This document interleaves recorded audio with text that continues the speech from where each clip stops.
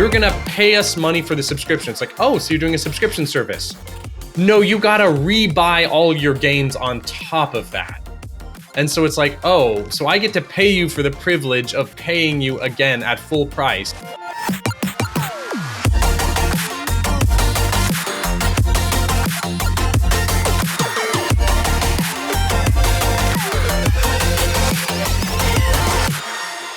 Hi friends, welcome to the Metacast Roundtable by Naavik. Today I'm joined by Aaron Bush, co-founder of Naavik, Anil Das-Gupta, co-founder and CPO at First Light Games, sitting in his nice office with Blast Royale imagery, and Lars, co-founder of Level Up Labs and recent book author. Oh, the new book is Land is a Big Deal.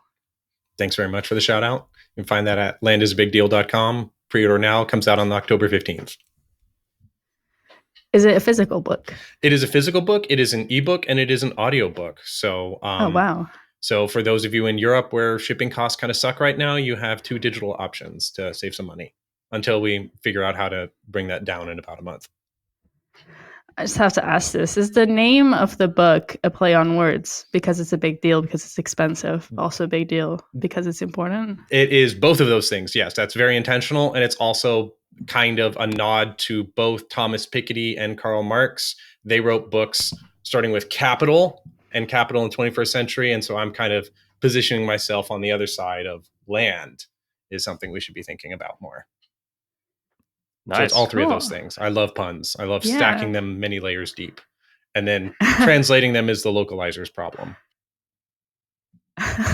Yeah. I've worked on a game with puns. That is quite hard. Well, although it's not quite a pun. Yeah, well, congratulations. That's amazing. Thank you very much. It's been talked about a lot, your article about land in games. So yeah, it'll be a really interesting read. Yeah, thanks. So we're going to dive straight into the topics because there's a lot to get through. That's interesting. So Aaron will be talking about the rise of mega investors. And then Supercell and their brutal killing of games. We have an empire theme going on here. We're also saying goodbye to Stadia, potentially looking into Netflix a little bit. We'll see how that conversation dives into. And also touching upon Apple's 30% cut of NFT sales, which we didn't get to the last episode. Ooh. And there's a bit more information this week. Yeah. Aaron. Yeah. So what's happening with the rise of the mega investors?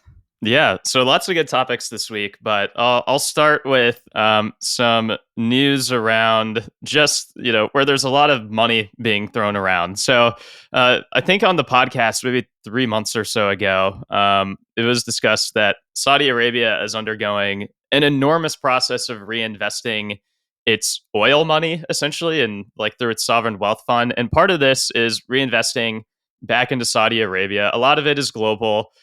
There are many different investment pillars, but games and esports is one of them. And Savvy Games Group is the vehicle by which Saudi Arabia is tackling the games industry. And it's a state-owned company, but it's already made a few moves. It acquired ESL Faceit to get into esports. It launched 966, which is a publishing division, has a company called VOV, which does stuff with infrastructure, has a small game studio business, games fund, etc. But the larger news of this past week is that Savvy is looking to invest $38 billion into the games industry, most of which is through just M&A and buying minority holdings of companies. But the subcomponent of that, which is most interesting, is the $13 billion that is earmarked for acquiring a large publisher. And, the immediate and correct reaction is, damn, that's a lot of money.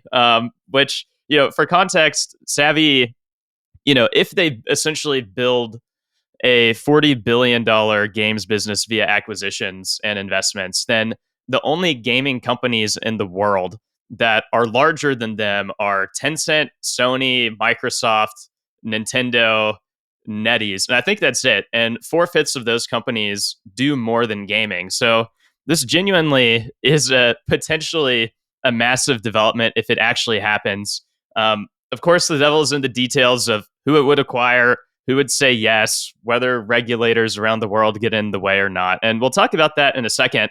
But the second thing I just wanted to quickly mention before opening it up for conversation is that also Tencent is looking to get more aggressive again with games M&A, potentially with a European bent. At least this is what is being reported. So I'm not 100% sure, but still worth mentioning in the context of lots of money flowing around in the game space. And obviously, in the past decade or so, Tencent has been one of the top partners, acquirers, shareholders in the games industry. But right now, its largest threat is its own home market, China, which via various new rules and approval processes has led to much of the company's growth being stifled and its potential being stifled too. And when I looked a couple weeks ago, the only one single game approval Tencent has received in over a year at this point was some educational health game that no one is going to play. So the business definitely feels the need to diversify its business again. So really, bottom line, these are two notable entities with enormous financial backing that are going to try and build their global gaming empires and ecosystems up further, perhaps with a renewed fervor. So I'm curious what you all think about this. And so maybe to start, what do you make of some of the largest gaming entities in the world being a result of acquisitions and not actually creations? What impact does that have on the industry? As a fun anecdote, I'd like to share that as a kind of sign of the times, a Chinese liquor company is now valued more than Tencent as of like today. So some people were thinking that was kind of symbolic.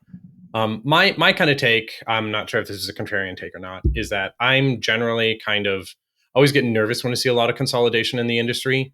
And this will tie in a little bit with my comments on Stadia today, is that it's like, I'm not like universally against acquisitions or anything like that. But I think when they get to a certain scale, I think as a company reaches a certain size, you get less of the benefits of free market competition and you get more towards kind of a planned economy.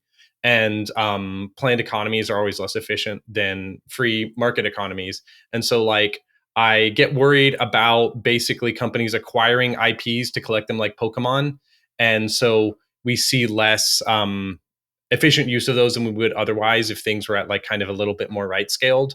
And then I also worry a little bit about just way more vertical integration of things where it's not just that a bunch of IPs are being bought up and a lot of studios are being bought up, but you also see other properties such as platforms and distribution and things getting bought up to kind of remove some of those competitive pressures. But basically, I'm just generally kind of just nervous about massive consolidation, especially on unprecedented scales, right? There's the Embracer Group is, I believe, tied into the Savvy game somewhere. They've already locked up like the entire board gaming industry. Like, I think they own like the vast majority of board game IPs at this point. I see you got a lot of board games there in the background, Aaron. I would not be surprised if the majority of those are owned by Asmodee, who is now owned by Embracer, who is very aptly named. Anyway, I'll throw it back to y'all in case y'all want to push back on that. I'm actually going to Essen Spiel this week, so I'll let you know how the board game scene is going. My personal thoughts about the consolidation in your question, Aaron. I personally am not too concerned about the increase in consolidation because I think it could also be with the times where just generally as a society we're changing in what we want. And I think before, when we first founded companies, especially with the past generation or so, it was with the intent if it's a family business, and you look at this in Ubisoft, you want a long running business that grows. And I think nowadays, even with a lot of new founders, their goal is that they don't want to build a company and stay there for 10 years, 10, 15, 20 years. They want to build a new company, grow it, and then exit. And so potentially the state of the consolidation will buy into that cycle that maybe new founders are expecting, and you'll still have the creativity, you'll still have the new games being developed. And there's also a healthy environment in terms of venture capital. And so even perhaps building these new companies over and over again is becoming easier than it was before to take these risks. Maybe. I I mean, there is a lot of venture money, and I think now's probably a great time to be an entrepreneur. I guess I would just say that not all consolidation is equal. Like when you see what like Yeah. Sony or like Xbox is doing, like they really are building out like a methodically well integrated ecosystem that makes their business model something like Game Pass, or with it, or just that Xbox ecosystem with its multiple prongs, be better than it would be otherwise. The difference between that and something like Savvy Games Group coming in, or even what Tencent does in a lot of ways, is that they're just buying things. Like they have more of the mindset of like being an investor that is just collecting assets than actually being company builders that care about innovation or pioneering new business models, and just coming from the mindset of creating new value from scratch versus just having an overflowing amount of money that you just need to figure out what to do with. And I don't know how big of an impact that will have on the games industry, but that's sort of the thing that I'm actually a bit more worried about. Like I actually like um what Xbox is up to. They're innovating perhaps as much as like almost anyone out there. And having scale actually helps them in some ways be able to create better solutions for consumers and be able to invest more effectively in How are they R&D. innovating? How are they innovating, if you don't mind me asking? Because I agree with your statement, but I'm not sure I'd agree with Sony and Microsoft being innovative in terms of what they add to their portfolio. I mean, Xbox for sure. I mean, they're pioneering the whole subscription model, which I think is the best value for gamers and console PC that we've seen in a really long time. They're I think we'll talk about it more when we talk about Stadia, but they're pioneering, cloud gaming in like an actually pretty effective way, I think. And not just from like a business model standpoint, but you can look at games like Flight Simulator that they own and see like how they're pushing forward, technical innovations in some of their games. They're investing in like accessibility tools to like expand gaming to more people, making games more cross-play friendly, etc. So there could be more innovative companies out there, but I actually think like they are still doing good and pushing forward in ways versus just collecting. And from my investor days, there was always this concept that we referred to, especially because we're always trying to beat the money, and versus like ETFs, which a lot of people, if you look at ETFs, which are just collections of assets, it's big dumb money, and still big dumb money beats a lot of people who try to pick and choose and like have unique strategies. But at the end of the day, when you have overflowing amounts of money, sometimes it leads to worse deals. Sometimes it actually leads to a worse environment that actually is more counter to innovation, etc. And that's before even getting to like the potential geopolitical elements of any of this. But anyways, yeah, long-winded way to say I don't think all consolidation is equal, but this one is actually different than a lot of what we've seen, and perhaps not as value additive to gamers and innovation in the industry at large. But the other thing, I'm curious if anyone has anything else to say about that. But the other thing I just wanted to throw out is like they have $13 billion. Like who makes sense to go after? What should be their strategy here? Electronic Arts surely is the one that comes up every time we talk about who would acquire. I mean, I just want to push back on one thing though, just before moving on to that point. Okay. I kind of feel that, like, the consolidation thing, it's there's nothing really to be scared of, in my opinion. I don't think innovation's really been rife in the games industry for a long time. Even the examples that you mentioned there, sure, on the technical level, there's something to be said there, but it was noticeable that nothing was said on like the gameplay side. It's like games are just the same sort of genres and IPs over and over again. It's GTA 6 has leaked on the internet. It's another Call of Duty. It's another Assassin's Creed that we spoke about last time. I think that's kind of the irony. Like, as a gamer, you might think, oh, I'm scared that if the industry becomes heavily consolidated, it will lead to the lack of original IP and ideas in gaming. But I mean, you could argue we've been creatively bankrupt on the AAA scale for about 10 or 15 years, certainly through the PS4 and 5 generation. So given that that's the case already, I don't really think it is too much of a problem. Maybe actually having this dumb money will make some big studios try a bigger bet because they can afford to lose one or two cases, which might be a good thing. That's my own personal stance. I do sort of see, obviously, the point from the tech point of view. what does it really change if you've got some of these companies that own massive amounts of the gaming IP? I'm not sure it really changes too much. I mean, the people that I know that are with like the Chinese companies, especially Tencent and NetEase, what's interesting is they're remarkably hands off. So it allows the developers just to sort of get on with making their games. Whereas sometimes I've seen in the past, the one that really comes to mind was Platinum Games, which was bought at one point by Microsoft, and they were like really fed up at being told how to make their own games. So when they kind of got out of it and worked with Sony, was like, and Nintendo, they're like, oh, thank God we're back to making games the way that we want. So actually, I think if you're controlled by a fund like that, again, as a developer, maybe a good thing, not a bad thing. But I'll pass the question on. I've rambled on for long enough. That's true. And I just want to caveat by big dumb money. I'm not saying like Savvy or Tencent is being dumb with their money. It's just, sometimes when you have overflowing money, you just have to do something with it. And so you're willing to pay more, or you're willing to just not, only settle for the very best deals, et cetera. I mean, I'd be curious, like maybe we could get someone from Savvy on the podcast. It would be an interesting conversation to think about how they're, building what is going to be a behemoth in the industry. But anyways, yeah, any thoughts on what they're going to do with, I mean, they have 38 billion in general, but 13 billion set for a large publisher acquisition. And so, yeah, for context, I think Take-Two is like 18 billion. EA is like 30 something billion. So they can't go for the biggest, but they could go for some of the more medium-sized ones. Yeah, I mean, I kind of wonder, like, are there any mobile publishers out there that have a market cap in that range? I don't have the figures in front of me. Or I don't know.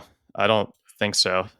Yeah, because I wonder like how much growth there's really left in the AAA conventional console PC space versus these kind of emerging markets. I mean, like Facebook made their big bet on the whole metaverse. We've been through a year of Web3 stuff, but like things like, I mean, I'd be surprised if Roblox was affordable at that level. But like we've seen, the real new growth areas in games has kind of been something other, like to Anil's point of like, well, we've seen all the FIFA 20 billion and, Call of Duty and stuff. But like one of the biggest like surprises of the past like couple, I mean, I don't giving away my age here, but like past bunch of years was like Battle Royale came out of nowhere, and that gave us PUBG and then Fortnite, and that came up from the modding community before someone big like Epic was able to be like, well, we'll make one of those, right? And like, so I would imagine that if I'm an investor and I want more than just like, okay, I'm gonna buy this publisher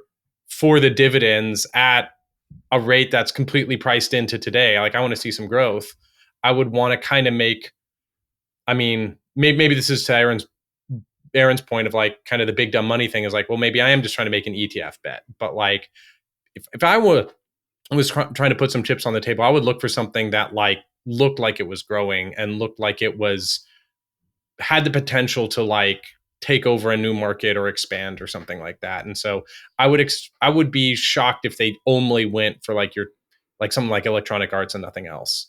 I don't know what else they would get into, I think the geopolitics of Saudi Arabia will also come into play, especially if it's a big acquisition. There's a lot of politics at the moment. Oh, for sure. I won't go into it on the episode. Yeah. The last thing I'll say. I think. Oh, go ahead, Maria. Sorry to cut you off. No, you go ahead. Okay, I was just going to say, like, yeah, they could try to acquire something that is more innovative and such. And probably the reality is they'll look to do lots and lots of deals instead of maybe just one big one. And they're going to make tons of minority investments as their goal. But I almost wonder if they should go for something like Embracer. And that's not to say I'm like the biggest Embracer fan from like an investor point of view, but if their way of operating is just going to be deal making, essentially, might as well bring in like an infrastructure and team that already does that at a pretty effective level and provide more capital, maybe some direction on the kinds of deals that they're interested in doing. And all of a sudden you have a pretty effective team at doing that. And Embracer is maybe like I think it's like a $7 billion US dollar company today, so they could probably buy it 8-9 billion or something if they wanted to. I have no idea if anything like this is even remotely possible, but that was the one that kind of came to my mind. It's like, it might actually fit what they do. It's not exactly the most innovative, etc., but could maybe there's some kind of fit. That's a really interesting viewpoint. Yeah. And the relationship is already there. Yeah. My main concern in terms of consolidation is reading through Tencent. I believe they're also looking to buy companies in the metaverse space. And that's when I become a bit concerned with the consolidation. Because at least a game is an isolated experience. It can be a live game, but it's still isolated. There's a lot of options out there. Too many options to play. And when it comes to the metaverse, we're talking about deep worlds connection. There are not going to be that many out there. There's going to be ads. There's going to be regulation. Who knows what the next step could be within that industry and that segment. And I think seeing all of these, it makes even more sense for like massive conglomerates like that to get their hands dirty. Surely. Oh, like definitely. I'm speaking as a consumer rather than it is savvy in terms of an investment. Right. Yeah. It's like the platform play is the obvious one, for better and for worse. So I think this ties in nicely because, Supercell's majority stake is Tencent owned. So we'll dive into Anil's topic next. Yeah, so actually this is quite fresh, came in just this morning, changed our running order of what we were going to talk about today. But Supercell killed yet another game. This is actually the 10th official game they've killed, although internally I'm pretty sure that number is probably 3x higher, if not more.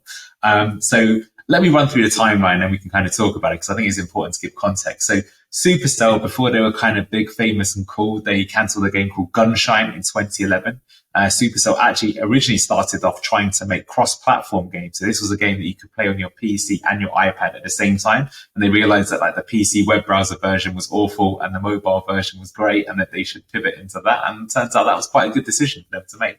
Second game they made was a game called Pets vs. Orcs, which was cancelled, which was kind of like the predecessor to Clash of Clans. If you look at it, you can kind of spiritually see it's quite similar. It didn't work out. And of course, Clash of Clans and Heyday came out and did pretty well. So then there's a few more years, they cancelled a game called Battle Buddies, also in 2012. It was kind of like a sort of isometric Team Fortress type game. They had a game called Spooky Pop, trying to get into the casual genre, which they cancelled in 2014. A game called Smashland, which was Monster Strike, but for the West. That was cancelled in 2015. But the team behind that, I believe, went on to make Clash Royale, so not a bad sequel to follow that up with. Then they had like a few years of not cancelling anything, a whole 4 years of not cancelling anything or making any new games by the sounds of it. Because then the next one they cancelled was Rush Wars in 2019, which was a kind of sort of a pretty derivative Clash of Clans, but horizontal rather than... It was on Clash Royale meets Clash of Clans, hard to describe. They went to casual again with Heyday Pop in 2020, also cancelled. Clash Quest, that was cancelled in 2021. Clash Minis, also cancelled the same year. So now they're starting to get a bit more aggressive. And then finally, we've got Everdale, which was cancelled this year. It was starting development last year. So that's 10 whole games. So there's a lot of things we can kind of talk about, which is why I think it's an interesting topic. So I'll cover some of them before sort of passing it off. So firstly, this game specifically was rather interesting in that it was what I would call the chillax genre. I'd like to pass Maria's credit for giving me that. So other sort of chillax games I would describe as kind of Stardew Valley, Power Wash Simulator, Animal Crossing, games that put you into a sort of zen-like moment where maybe you're not even too concerned about what you're playing, but you're just enjoying, like very therapeutic. So very interesting idea. It was Portrait too, but they cancelled it. So is that a genre that is maybe not as big as we think, or is it? Because recently on the podcast, we spoke about a company called NetSpeak Games who raised 12 million for their game Sunshine Days, which is also a very sort of chillaxy type game, sort of very Animal Crossing. So some people are definitely believers in it. I think next thing that's kind of interesting to talk about is, I guess from a company standpoint, like it's interesting that Supercell are definitely brave enough to keep making games, but these games, when they kill them, a lot of the time their KPIs are pretty incredible. Like 99.9% of studios in the world, I'm pretty sure would run with these games and would make money off them. And if they're not going to do it in the main studio because of opportunity cost, why not farm them out to other studios? There's plenty of other people in the world that could take them on and make them remotely. Maybe they could do them in a sub-label, but they choose not to do this, which I find interesting. And that's despite the fact that many of the companies that they've invested in e.g. Space Ape, Trail Mix, but there's many others in the world. Some have succeeded, some haven't. None of them have yet been passed a game to kind of work on. And they could afford to do that too. And, that kind of leads me to sort of like, is quality really worth killing for, which is like Supercell's sort of big mantra. And it seems like they've got a pretty good point here, because the games that they do tend to be successful with are like mega behemoths, right? They're like 500 million a year minimum, oftentimes exceeding 3 to 4 billion. And they've done that multiple times.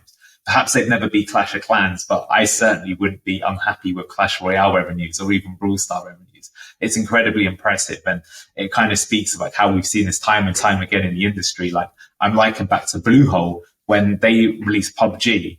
They previously had a game that they thought was successful, and they stated after PUBG came out, this has made us reconsider the hallmarks of what a successful game means, because the revenues are on a completely different level. So that's interesting. And then finally, just before I pass it off, I think what's really interesting about this game specifically, and this I think was found out in one of the previous Naavik podcasts, is that the game was actually originally launched under a subsidiary label called Osmium Interactive, and was originally called Valleys and Villages before it transferred over to the Supercell brand.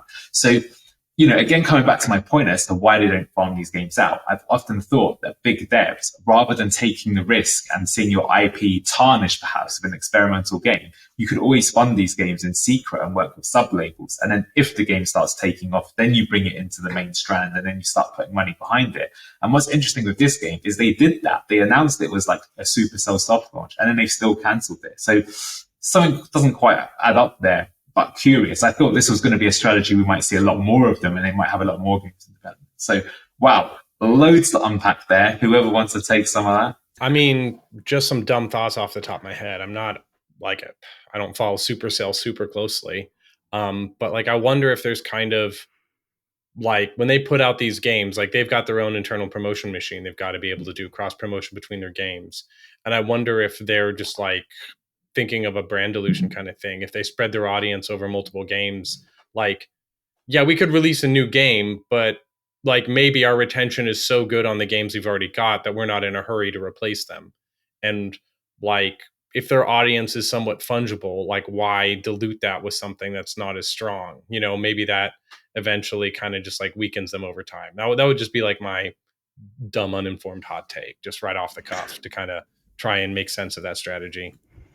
Definitely possible, but I think with Supercell, you've got to remember that their games are like bonkers. Like at one point, they had Clash of Clans had like a day 720 of 10% or something absolutely ridiculous like that, like most stickiest games ever made. So I think, to be fair for them, they often talk about if this isn't a game that players are going to play for 10 years, and some of them have gone past the 10-year mark, by the way, right now, and make X amount of revenues, then it's not worth their time, because the talent they have in the studio is such that that's what they want to work on. I think that's basically. Well, maybe that's your answer right there, is that they're like, okay, it is really hard, even with like the best people in the world, because there's some degree of luck involved, to surface another diamond hit, and you're only going to get one every 5-6 years. So the only way to get there is like, so if we follow a game that's doing really well by any other standards, but it's not the next Clash of Clans, throw it away, because maintaining it is time we're not spending mining for the next Clash of Clans.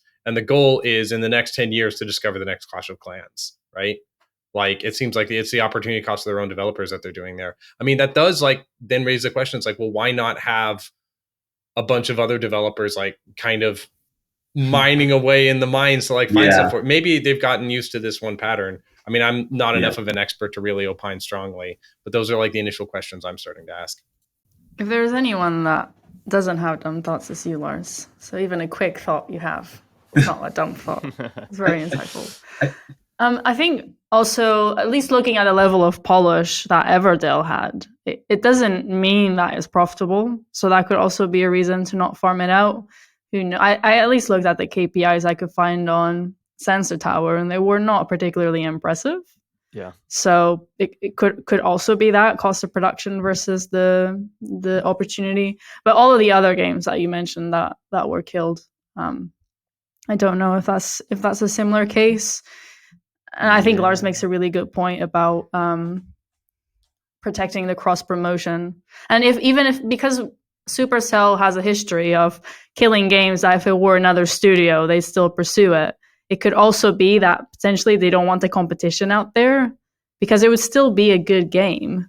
The thing is, I guess, is that what I think is maybe a bit controversial to say of Supercell is that despite them being so successful, have they actually slightly underperformed in the sense that if you look at their heyday of sort of 2013 to 2016, when they had Clash of Clans, Boom Beach heyday, they were the number one mobile games publisher, period.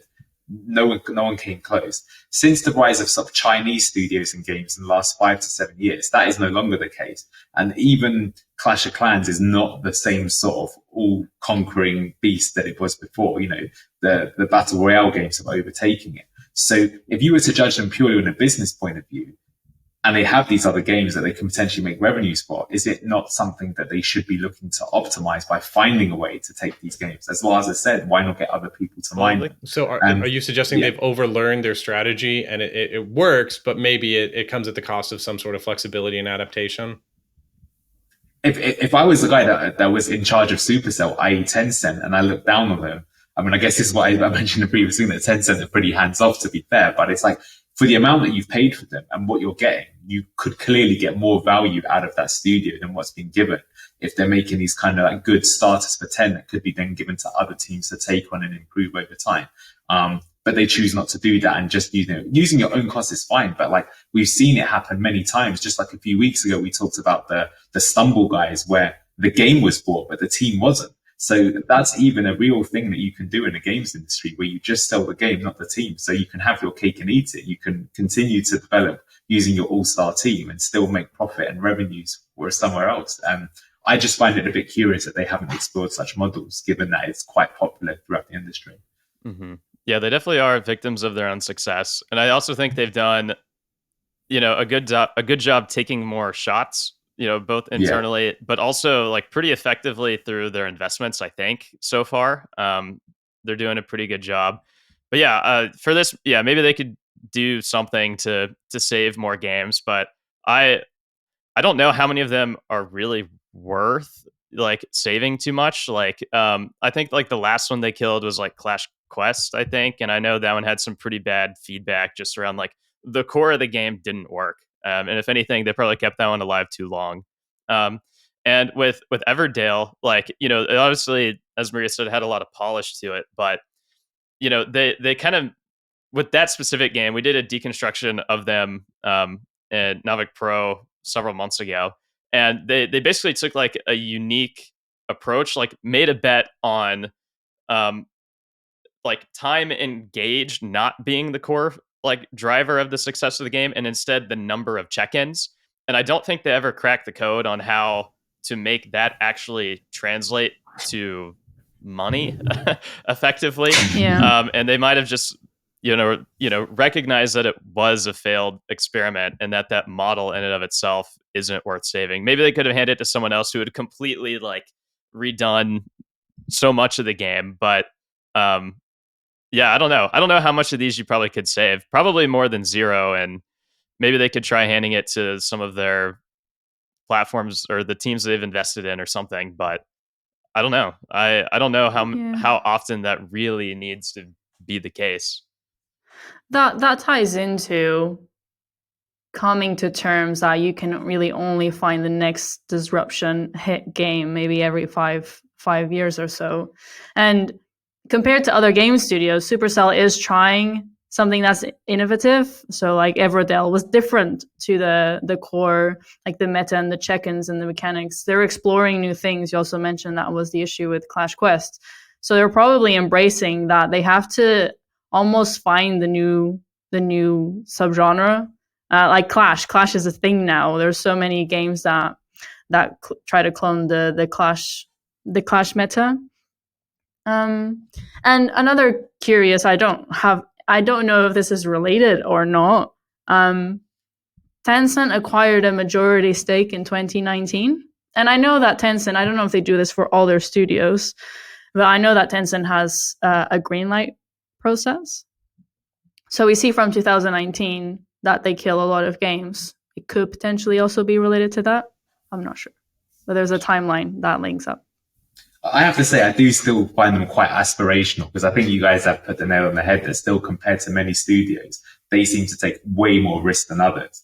I think if Supercell are kind of like the Blizzard of mobile, or Blizzard doesn't make too many games too often taking punts, whereas I feel like Supercell has really tried. I think, 10 is a lot, I would say. And each of those 10 games was extremely well polished and pretty fun to play. So it wasn't like they didn't give those games like a good attempt to sort of stand out from the crowd. So I think that's good. And I think that is something to be admired. And I think it's also true across their portfolio. Like Space8 for the longest time didn't really add anything to their portfolio. Then bam, BeatStar comes out of nowhere, completely original. And now it's like a new disruptive game making waves. Love and Pies by Trail makes another bet that they made. Okay, it's in the merge genre, but they didn't really have a casual game in their portfolio. Well, now they've got a studio that does that. I know that they've backed like a racing studio in Australia. I think the guys that made Real Racing, there's like a few other ones. So they're definitely quite, they're willing to take shots all over and see them through to execution. So I think that's really good. And I think I'm just being overly critical from sort of sense above, but at the same time, from the business world, I could see the reason, why you may think that they could do better. And going on from talking about killing games, we'll talk about killing hardware and services. So yeah, goodbye Stadia. Yeah. Let the sad music commence. Yeah. So last cast before my connection dropped out, we were talking about rumors of Stadia being killed, but now it's official. Stadia has been killed. I don't know if it's technically still like available for like the next couple of weeks or whatever, but like Google has either already shut it down or plans to shut it down, as pretty much everybody predicted. Well, not everybody, at least not back in the beginning, but I've been calling this from the start. And my thesis on Stadia kind of bears out this kind of question of, when you have a large, well-resourced, powerful tech company come into a new space, specifically games, right? Can they disrupt it or not? Can you just buy your way in with money and allegedly talent, right? Or can you not? And we have at least one case where we know that that is possible, right? Which is the iPhone is the canonical example of Steve Jobs just waltz onto stage, just like puts his chips on the table and's like, I own the cell phone market now. And like people are like, how are you going to compete against Nokia and BlackBerry, dude? And then he's just like, watch me. Right. And then he completely transforms the world. I mean, I shouldn't give credit to Steve Jobs. That's how his distortion field works. Like, it's the whole Apple team. It's the whole ecosystem. But right. Like Apple just came in and they just like took it. Right. They ate everyone's lunch for breakfast. And so why can't Google do that? And the answer is, well, why can't Google do that? Because this seems to be a consistent problem for them. And this ties into the whole acquisition thing. Like, are acquisitions actually efficient? Like, a lot of these large lumbering tech companies have gotten into a place where they can't actually innovate anymore. Like, all they can do is just like give a founder an exit and hope to indirectly incentivize them to create something new that way, right? And so to dig into the particulars of Stadia, just like right from the beginning, they were making all these like really bizarre moves, right? And I think the thing that symbolizes it most is that they had a business model that made no sense, and their showcase games were fighting games, which is the last thing you should lead with for a cloud platform, because the controversy over fighting games forever has been, does it have rollback netcode or not? Does it have extremely low latency? And like just regular like games you're playing locally already have like too much latency to make fighting games acceptable. And so the fact that it's one of those, you don't know what you don't know kind of things. And so when it's like when you read a Wikipedia page about a topic you know a lot about, and you just see some really dumb stuff on there. You're like, okay, this was written by some idiot who doesn't know that. What's going on here? And so that was kind of the feeling I got with Stadia, was it's like, it's not that you're not smart people. It's not that you're not well-resourced, but you're coming into foreign territory and you're going to eat some mushrooms that look just like the ones you have in England, except these are horribly poisonous and they're going to kill you, and that's kind of how I felt what happened. You had like the talk about negative latency. Does everyone remember that? How they were going to have some like massive prediction on their servers. So like you would actually have like less latency. And then, but like the real just nail in the coffin was the whole aspect of, okay, you're going to pay us money for the subscription. It's like, oh, so you're doing a subscription service. No, you got to rebuy all your games on top of that. And so it's like, oh, so I get to pay you for the privilege of paying you again at full price. And I don't think Google probably necessarily, like, I would be even more shocked if some studio executive thought this was a brilliant idea. I think it's more evidence of the weakness of their negotiating position that their partners were like, no, dude, like Microsoft has enough clout that I'll agree to a Game Pass deal, but not you. Like, I'm not cannibalizing my sales for you. Your customers are going to pay full price for this. And by the way, you're going to subsidize me with millions of dollars to get me to be on your platform at all. And like, stuff's come out now about like the figures Stadia has paid. And I knew a lot of friends who got Stadia deals and they were shoveling out money left and right, because that is just how you get a new platform off the ground, is because it's like, even if it was like, even when Epic was doing that, they had to shove money around, because it's like, okay, well, I'm going to do a lot of work to integrate with your platform, and then it's going to die, and then I'm going to be left holding the bag. So you need to pay me to do this extra work. And then Stadia also made it so like you needed to make specific Stadia versions of the game. With Epic, it was like you could mostly take your Steam build and just reship it, you know? But here it's like you needed to like re-engineer your game, get it to run on their hardware. You know, it was like they made every single mistake in the book, and then the consequence is what you expected from that. The really interesting part to me was a lot of people early on was like, but Google, they're like Mr. Cloud. They own the cloud. Obviously, they're going to do this. And what people don't realize is that Google is not actually the leader in cloud, like Microsoft is, right? Mm-hmm. You know, and Microsoft, by contrast, comes out with xCloud, and it's like, hey, y'all, you want to play your games on the go? Well, first of all, Xbox Game Pass, y'all. So great value for your money. Oh, play on any device. Not just like when it first started, it was like one specific device and you had to like go out and buy it. It was like a special new Chromecast or something. I forget. Like they've later expanded, but early on it was extremely restricted. You know, so you got to buy the hardware, then you got to buy the service, then you got to buy your games. Whereas Xbox is like, hey, that device you've already got already plays xCloud. Like you can play it on your phone, you can play it on your whatever. You know what I mean? And then additionally, it's like all the games you really want. Like Stadia had a hard time doing content acquisition. You know, they didn't have very many exclusives. And then additionally, like, I think if you've got a system, it's just a misunderstanding of understanding what your natural strengths are and your natural weaknesses are. You want to lean away from your weaknesses and lean into your strengths. Like people were like, oh, there'll always be latency. It's like, that's true. But for some games, it can be good enough. So lean into those games. Don't lean into the exact opposite ones, like fighting games, which are the last thing that you'll be able to conquer. And so I feel like Microsoft just ate their lunch for breakfast, made all the right choices with cloud, showed how to actually make a really compelling cloud thing. And now they kind of own that market. And that's kind of my whole take on Stadia. And so any thoughts on that whole subject?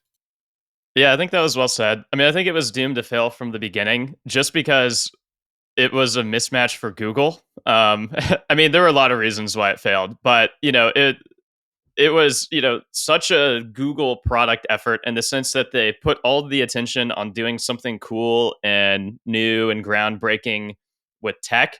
And then they, completely underthink the business model and the real job to be done for consumers in a lot of ways. And you see this, you saw it with like Google in and of itself, like they just made cool tech, and then we're fortunate that advertising was a natural fit for that, and hence the cash machine flowed. Same with YouTube, etc. But with this, they can't just repeat that same process to where just make cool tech and then slap advertising on it and it'll work. And so yeah, really underthinking the business model here, like it. Yeah, attaching like the legacy way of buying games to like a new distribution method made no sense from the beginning. And they tried to change, but not effectively.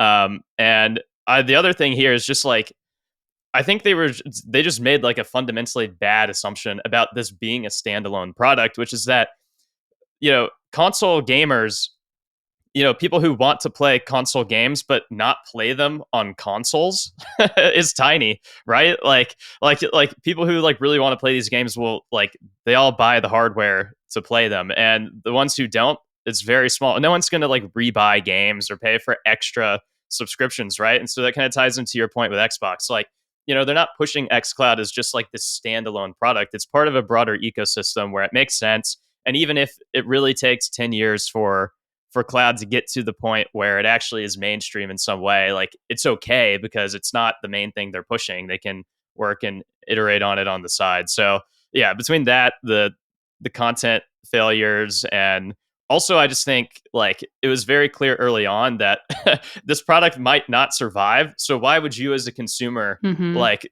go all in on a platform that you question whether it'll even exist, and is it even as good as the other ones? It doesn't even have the best library.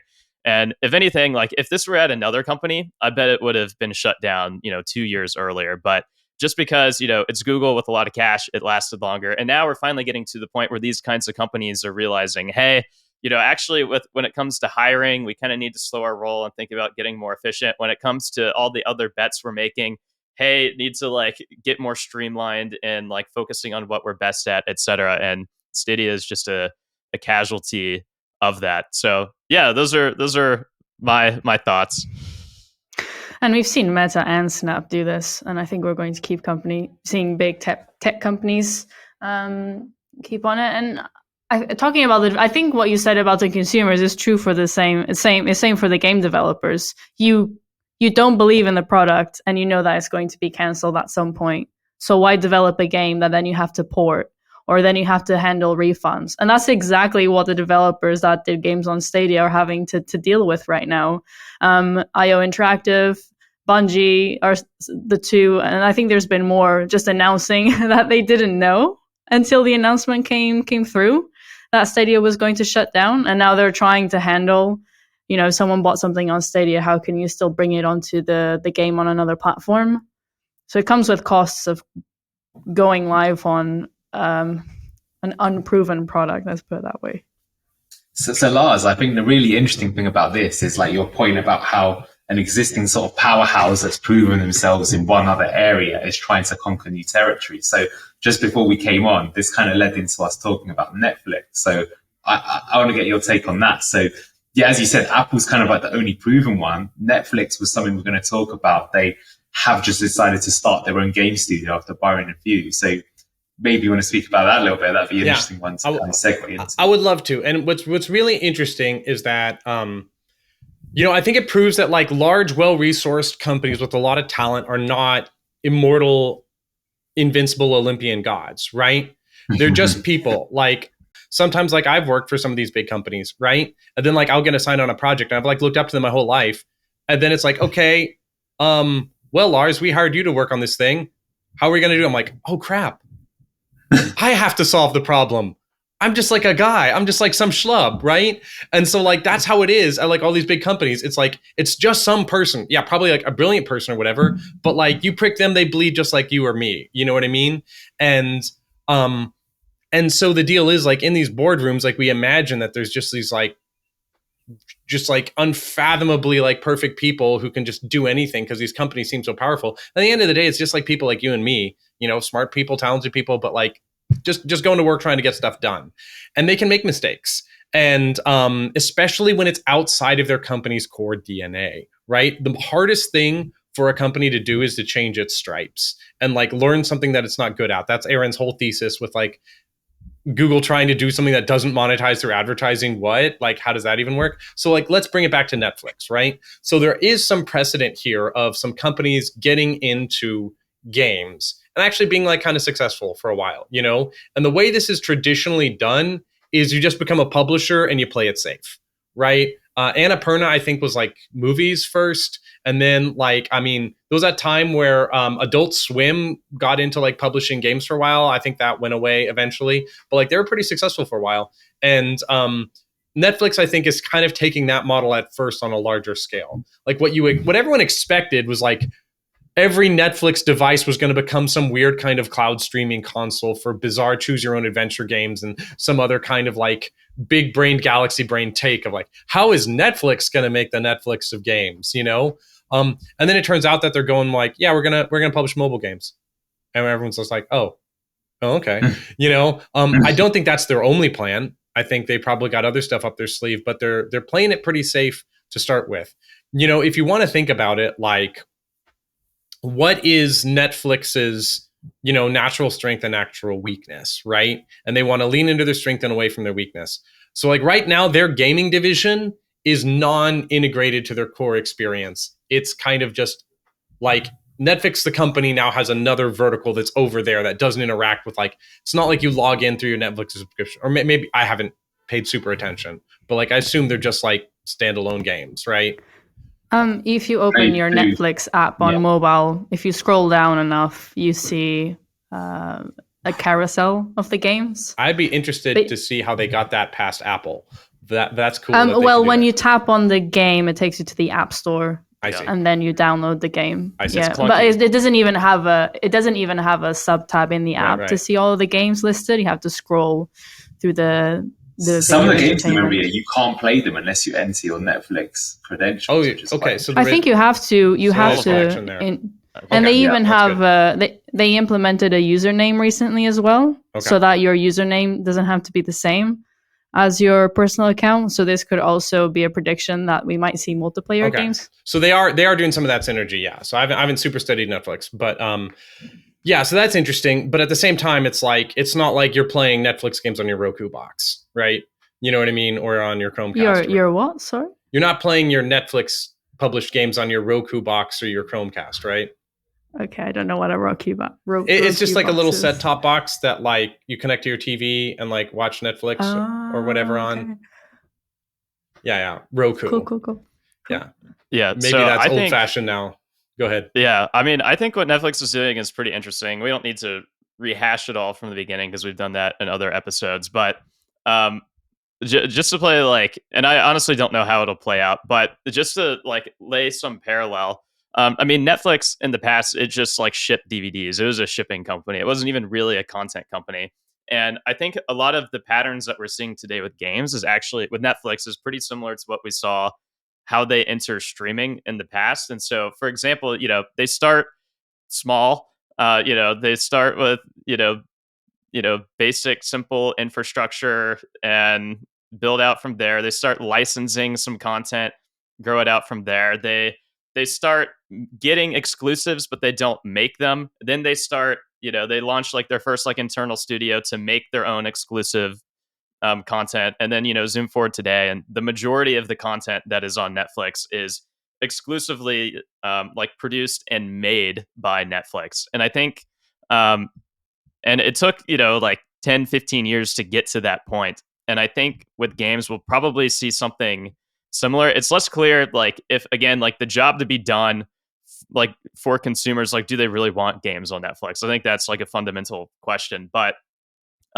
seeing them start again, really small, basic games, make like small like acquisitions, hiring to start, getting their library started, doing some licensing, which they announced like even the past couple of weeks. Tilting Point is making like 3 games exclusively for Netflix. Ubisoft is making 3 games exclusively for Netflix.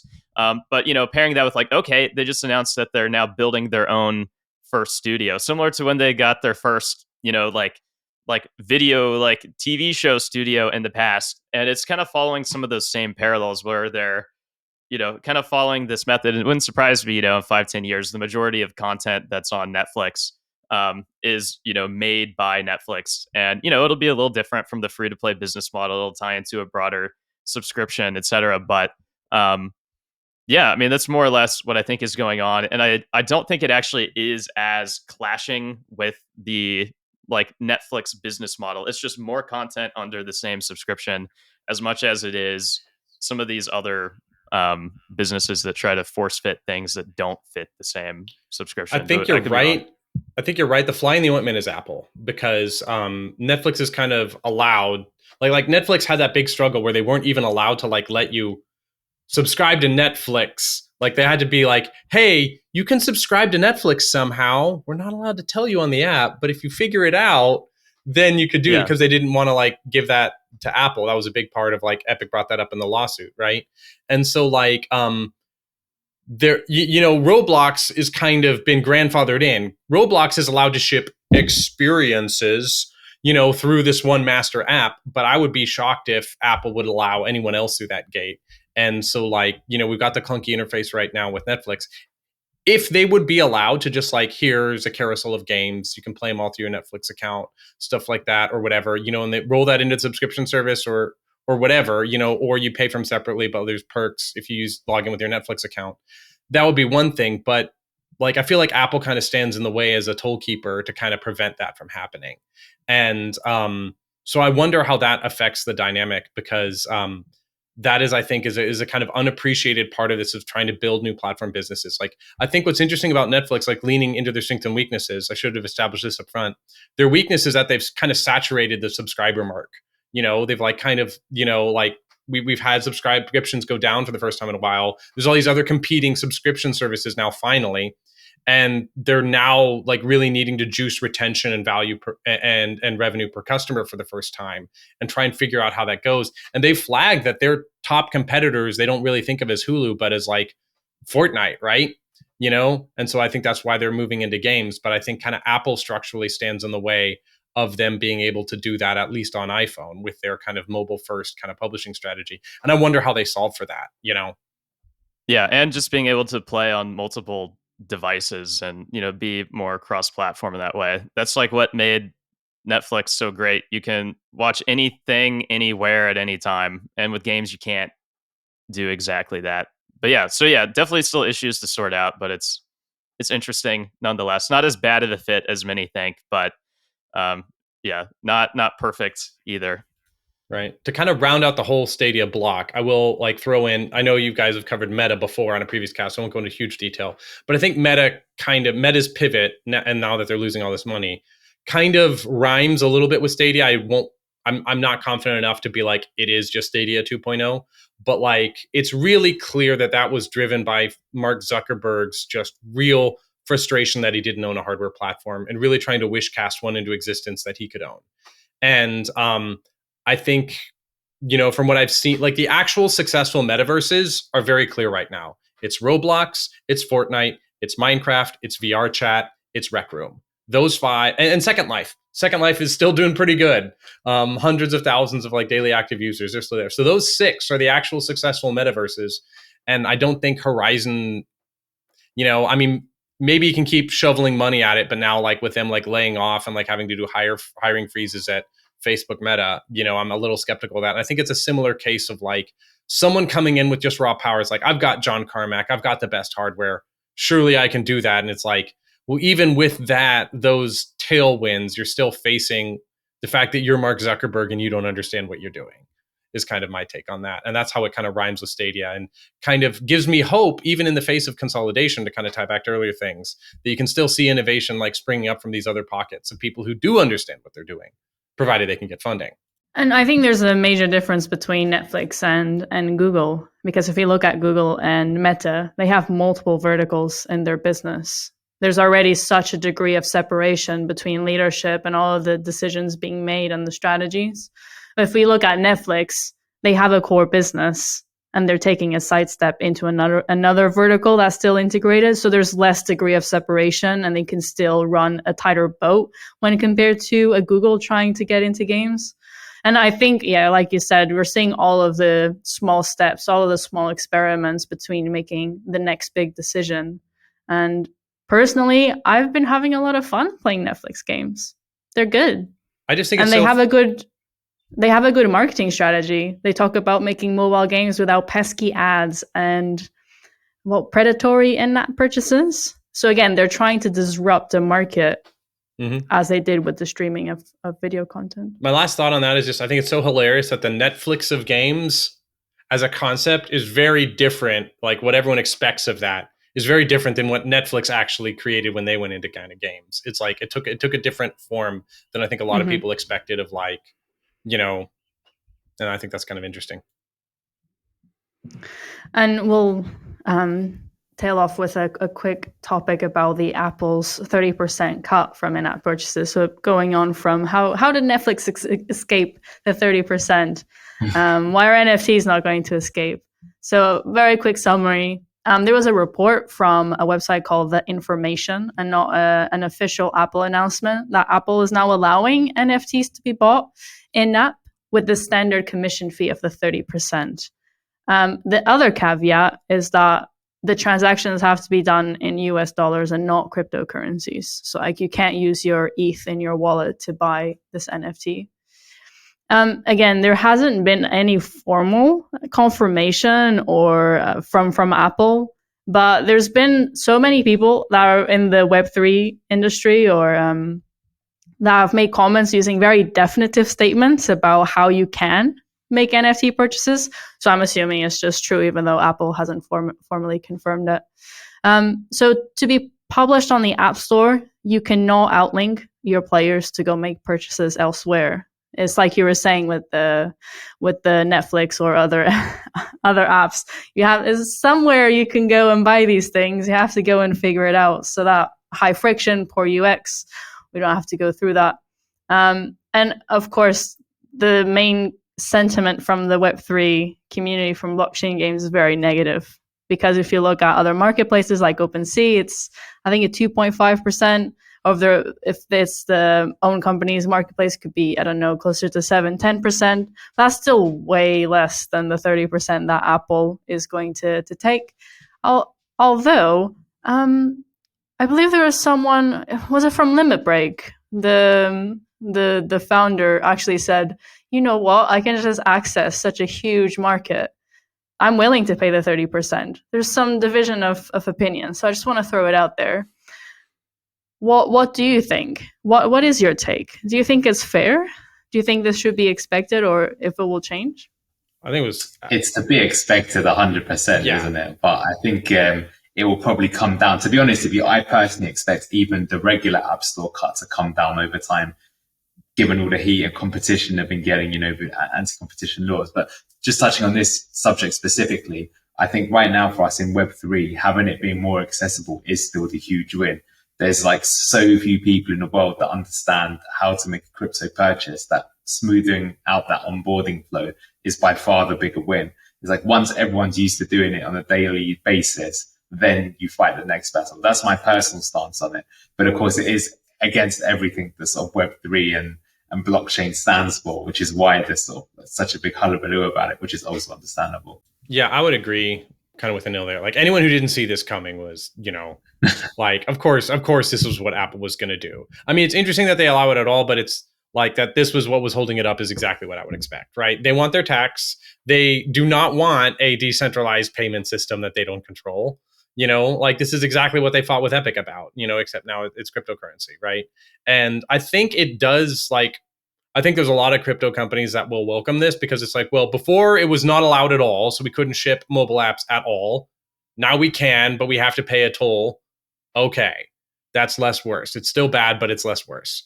So, but my perspective on it is that there's a couple of other things here. First of all, it really does undermine a lot of Web3 thesis. It basically converts your Web3 apps to Web2 apps, So it's like a big thesis of Web3 is like, we're going to have games onboard people onto these Web3 protocols. They're going to get MetaMask accounts. They're going to get addresses. It's like really now it's like they're paying in currency, in USD for an NFT. They're really like, I guess maybe they set up a wallet, but I feel like that onboarding is very diluted, right? So like an app, all of your iPhone users are going to be like way, way less Web3 native than all your other users. And then second, you're attaching a huge deadweight cost to your economy, right? So like if buying these NFTs, like if that 30% margin is going to blow out an entire category of apps that basically can't afford that friction for their economies to work. And I mean, I'm sure other people will be excited about it. I'm sure we'll see an Axie Infinity app on mobile soon, and they'll try and right the ship and other things like that. I do wonder like what kind of regulatory scrutiny this brings down on Apple, which might be why we haven't seen an official announcement yet, but just other people, talking about it behind the scenes. Like I think there was recently, we didn't talk about Kim Kardashian getting nailed for promoting Ethereum Max. The SEC, I think, just like fined her for that. So like we're starting to see like a lot of regulatory movement now. So I don't know how that's going to all cash out, especially in the game space and like these new payment apps. I do think this totally informs like Tim Sweeney and the Epic lawsuit. Like, I don't know how Tim personally feels about crypto, but I'm sure he would, in this case, take the side of the Web3 purveyors of being like, however you feel about crypto, it's like, that you should be able to, on an open platform, pay for things how you want. He, of course, tweeted a controversial statement. He said, "Now Apple is killing all NFT app businesses it can't tax, crushing another nascent technology that could rival its grotesquely overpriced in-app payment service." Yeah. So he went all out riding this wave. And you know how skeptical I am of NFT stuff in general, but like, I mean, I kind of agree with Tim there. Is it's like Apple's not doing this because they're so nobly anti-crypto. They're doing this to protect their payment monopoly. It's just completely transparent. Everyone knows what's happening here. Yeah, and if you were leading Apple, would you not do the same? Look at how much an NFT sells for, or a base entry price into a game is I would, a 100 USD NFT. If I was leading Apple, yeah, maybe I do the same, because you have, but then I would be a bad person. Is my kind of take on it. I feel like it's one of these cases where it's the right choice for Apple, but it makes the entire ecosystem worse, right? They're engaging in rent seeking that comes from their ownership of a platform. And, our legal structure allows these sort of things, and so they're not doing anything illegal. But I think it's worse for the economy that there's all sorts of creativity and innovation and investment that could happen that's not happening because of the deadweight loss of their private tax, essentially. Yeah, it's definitely a mixed result. Like obviously, like Apple is throwing its weight around to like undermine an entire growing industry in some way, but also at the same time, like, having clarity around rules is great for like accelerating mass adoption. And so I think we'll see that it'll just happen more on Apple's terms. And I think we might see, my prediction is like it'll actually, like, NFT adoption through games will probably actually occur more in like a free to play kind of model, where which I guess like Limit Break, what they're trying to do there, like it is free to play. Like you hand out NFTs, at least like initial NFTs, some of them for free, and like 30% of zero is zero. But then maybe you get people deeper into your ecosystem, and there are other ways to monetize whales.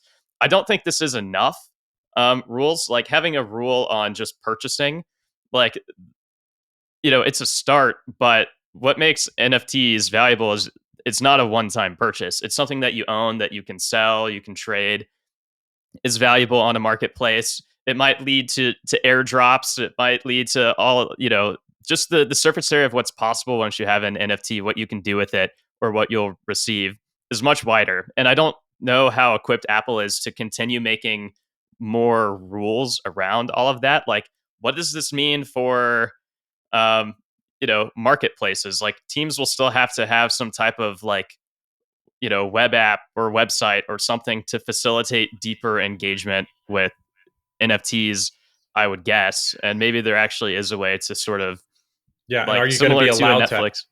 Are you going to be allowed to advertise that? Are you going to be allowed to advertise that in app? Right.